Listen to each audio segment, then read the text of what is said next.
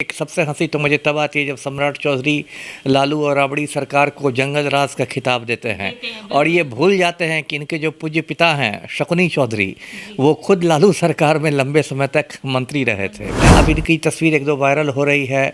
एक birthday party की तस्वीर, उसमें एक कथित अपराधी के घर में बर्थडे मनाते हुए तस्वीर है। सम्राट चौधरी का अक्सर एक डायलॉग बाजी उनकी आती है कि बिहार में हम किसी को अपराध नहीं करने देंगे, यदि कोई अपराध करेगा तो हम लोग गया में उसका पिंडदान कर देंगे। ये भाजपा का वरिष्ठ नेता है, सुनील पांडे इसका नाम है और ये खूंखार अपराधी है। अब देखिए, ये जो सुनील पांडे है इसको बहुत धूमधाम के साथ एक दो महीने पहले भाजपा में शामिल किया गया।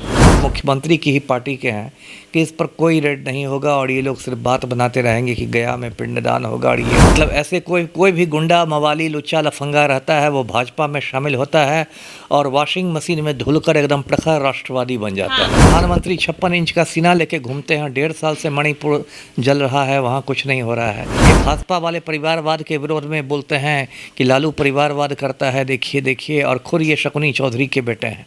जो भी कुर्सी सम्राट चौधरी को मिली है वो परिवारवाद की वजह से ही मिली है। यदि शकुनी चौधरी आपके पूज्य पिता नहीं होते तो आप राजनीति में नहीं रहते। बिहार के उप मुख्यमंत्री सम्राट चौधरी, जिन्होंने कसम खाई थी कि वो तभी अपनी पगड़ी उतारेंगे जब बिहार के मुख्यमंत्री नीतीश कुमार को उनकी कुर्सी से उठा देंगे। हालांकि मुख्यमंत्री नीतीश कुमार कुर्सी से तो नहीं उतरे, लेकिन हाँ, ये जरूर कह दीजिए कि सम्राट चौधरी की पगड़ी जरूर उतर गई। ऐसे में सम्राट चौधरी का ये कसम खाना कहां से लाजमी था। हालांकि जो घमंड था वो सम्राट चौधरी का टूट ही गया। जी हाँ, आपको बता दें कि बिहार में डबल इंजन की सरकार है और डबल इंजन की जो सरकार है वो अपराधियों को मार भगाने की बात कहते हैं। लेकिन अगर हालात जमीनी स्तर से देखा जाए तो ये सामने आएगा कि अपराधी को तो मार भगा नहीं रहे हैं, लेकिन हाँ, अपराधी के यहाँ शामिल जरूर हो रहे हैं। सम्राट चौधरी की एक तस्वीर भी वायरल हुई है जिसमें कथित अपराधी के यहाँ बर्थडे सेलिब्रेट करते हुए देखा गया है। ऐसे में सम्राट चौधरी का जो घमंड है वो कहीं ना कहीं अब टूट चुका है। इस पर बात करने के लिए हमारे साथ पूर्व आईपीएस अमिताभ दास सर हैं। आइए इनसे बातचीत करते हैं और जानते हैं। सर, सबसे पहले तो सवाल ये होगा कि सम्राट चौधरी ने कसम खाई थी कि नीतीश कुमार को कुर्सी से उतारेंगे तभी पगड़ी उतारेंगे, लेकिन ऐसा कुछ भी नहीं हुआ, लेकिन पगड़ी उतर गई। देखिए, इन नेताओं का यही चरित्र होता है, उनकी कथनी और करनी में कोई तालमेल नहीं, कुछ बोलते हैं। सही आपने कहा कि उन्होंने कहा था कि नीतीश कुमार को हटा दूंगा तभी ये पगड़ी उतारूंगा, और उसके बाद अभी कुछ महीने पहले वो अयोध्या गए और वहाँ पर सरयू नदी में उन्होंने मतलब अपनी पगड़ी बहा दी और फिर सरयू नदी में स्नान भी किया। ऐसी भी खबरें हैं कि इनके स्नान करने के बाद सरयू नदी का प्रदूषण स्तर भी थोड़ा बढ़ गया। अब पता नहीं इसमें कितनी सच्चाई है। तो ये सम्राट चौधरी इन लोग का देखिए यही है। देखिए, एक सबसे हंसी तो मुझे तब आती है जब सम्राट चौधरी लालू और राबड़ी सरकार को जंगल राज का खिताब देते हैं और ये भूल जाते हैं कि इनके जो पूज्य पिता हैं शकुनी चौधरी वो खुद लालू सरकार में लंबे समय तक मंत्री रहे थे। तो किसी को ये कहना कि आप जंगल राज चला रहे हैं जब आपके ही पूज्य पिता उस जंगल राज का हिस्सा रहे हों, तो इस पर क्या कहा जाए। तो ये सब तो इनका पाखंड है। अब इनकी तस्वीर एक दो वायरल हो रही है। एक बर्थडे पार्टी की तस्वीर, उसमें एक कथित अपराधी के घर में बर्थडे मनाते हुए तस्वीर है, वो भी सोशल मीडिया पर वायरल हो रही है। पता नहीं उसमें वो अपराधी कि कितनी सच्चाई है, कितना बड़ा अपराधी है। लेकिन देखिए, ये लोग सिर्फ बोलने के लिए है। सम्राट चौधरी का अक्सर एक डायलॉग बाजी उनकी आती है कि बिहार में हम किसी को अपराध नहीं करने देंगे, यदि कोई अपराध करेगा तो हम लोग गया में उसका पिंडदान कर देंगे। तो इस तरह हिंदी फिल्मों के ये मतलब सस्ते डायलॉग मारते हैं। लेकिन स्थिति क्या है, मैं दर्शकों को ये तस्वीर दिखाता हूँ। सम्राट चौधरी जी भी अगर देख लें तो अच्छा होगा। ये भाजपा का वरिष्ठ नेता है, सुनील पांडे इसका नाम है और ये खूंखार अपराधी है। इसका बेटा विशाल प्रशांत तरारी से भाजपा का उम्मीदवार है। अब देखिए, ये जो सुनील पांडे है इसको बहुत धूमधाम के साथ एक दो महीने पहले भाजपा में शामिल किया गया। जो भाजपा के प्रदेश अध्यक्ष हैं दिलीप जायसवाल, बिहार सरकार में मंत्री भी हैं, उन्होंने शामिल किया। और इस तस्वीर में दर्शक देख सकते हैं सुनील पांडे के हाथ में AK-47 राइफल है, AK-47। ये एक प्रतिबंधित हथियार है। प्रतिबंधित हथियार का ये मतलब हुआ कि इसका लाइसेंस नहीं दिया जाता है। ये हथियार सिर्फ सेना और पुलिस के लिए है। और दर्शकों को याद होगा कि फिल्म अभिनेता हैं संजय दत्त, उनके पास से AK-56 बरामद हो गया था तो मुन्ना भाई को 2-3 साल जेल में रहना पड़ा था। तो ये AK-47 रखना या AK-56 रखना एक बहुत मतलब गंभीर क्राइम है। तो कायदे से ये सुनील पांडे के घर पर बिहार पुलिस को रेड करना चाहिए और ये AK-47 राइफल बरामद करनी चाहिए थी।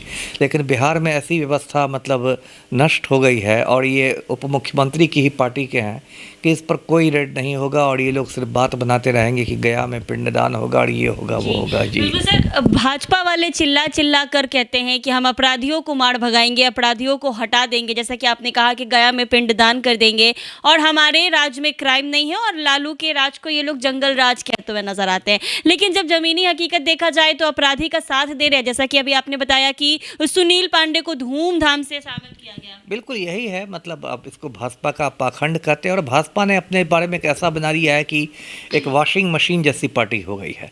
मतलब ऐसे कोई भी गुंडा मवाली लुच्चा लफंगा रहता है वो भाजपा में शामिल होता है और वॉशिंग मशीन में धुलकर एकदम प्रखर राष्ट्रवादी बन जाता है। वो अगर विपक्ष में रहे तो वो क्रिमिनल है। जब तक वो विपक्ष में रहता है तब तक वो गुंडा है, मवाली है, लुच्चा है, लफंगा है और जब भाजपा में शामिल होता है तो भाजपा की वॉशिंग मशीन में धुल के वो भारत को विश्व गुरु बनाने लगता है।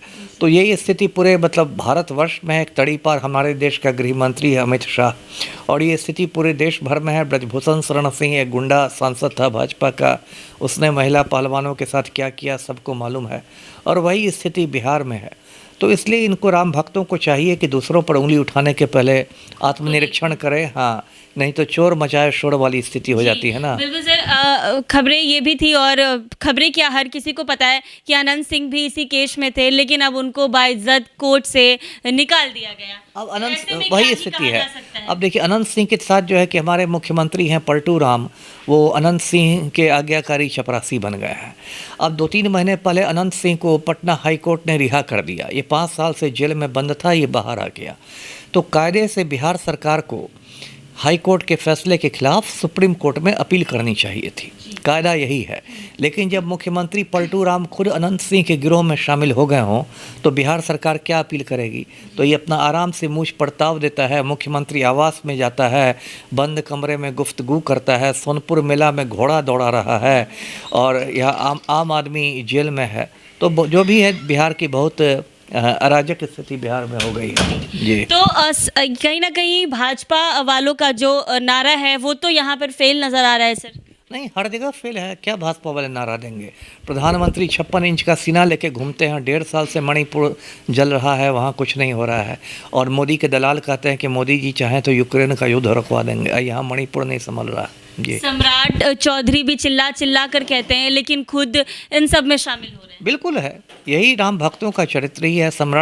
ये भाजपा वाले परिवारवाद के विरोध में बोलते हैं कि लालू परिवारवाद करता है, देखिए देखिए, और खुद ये शकुनी चौधरी के बेटे हैं। जो भी कुर्सी सम्राट चौधरी को मिली है वो परिवारवाद की वजह से ही मिली है। यदि शकुनी चौधरी आपके पूज्य पिता नहीं होते तो आप राजनीति में नहीं रहते। जी तो ऐसे में आप देख सकते हैं कि किस तरीके से भाजपा वालों का नारा है, या फिर अगर आप डबल इंजन की सरकार के किसी भी मंत्री के बारे में जानकारी लेंगे तो कहते हैं कि हम अपराधियों को मार भगाते हैं। लेकिन अगर देखा जाए जमीनी अस्तित्व अगर बिहार का खंगाला जाए तो यही आएगा कि ये लोग खुद ही अपराधी के लोगों के साथ मिलकर रह रहे हैं और अपराध में जितने भी क्रिमिनल्स हैं उनको संरक्षण दे रहे हैं, सत्ता का संरक्षण जो है वो दिया जा रहा है। ऐसे में सम्राट चौधरी का जो घमंड है वो तो अब टूट ही चुका है, क्योंकि नीतीश कुमार को कुर्सी से हटाने की बात कहकर कसम खाई थी तभी पगड़ी उतारूंगा।